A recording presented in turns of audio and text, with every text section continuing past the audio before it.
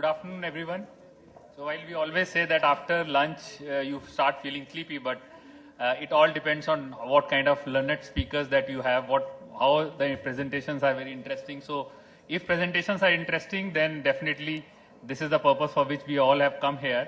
So just to give you a brief outline of, this session I am chairing is commitment to excellence.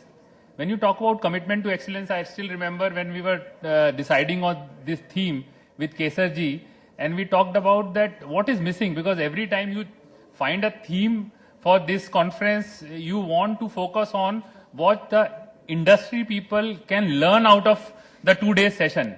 So when we talk about commitment to excellence, because as we know that the age in which we are moving, we really have to work as part of processes, systems, to see that we compete with the best in the world.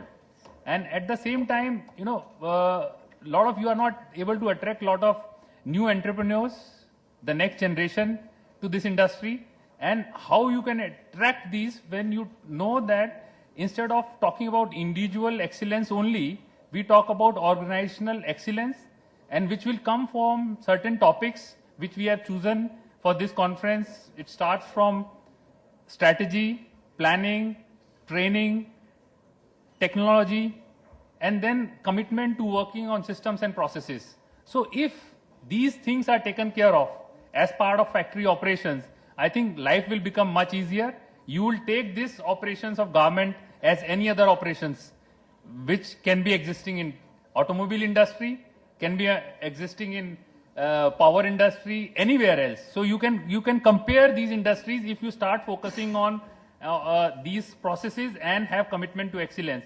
I think without taking much time, I would invite my speakers to give this presentation, and then once the presentations are over, we can have a quick Q&A, because if the topics are live in mind, then you can always ask more questions at that time, and if you keep it in the end, then sometimes you forget what you wanted to ask.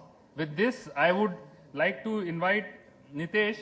And I tell you, Nitesh has been working with MRS Fashions in Bahrain for last almost 10 years, and I personally have visited that factory also. While we talk about 65-70% efficiencies, their factories, while the labor is of high cost, everything gets imported from India, Bangladesh and other, the workforce gets imported from all these places.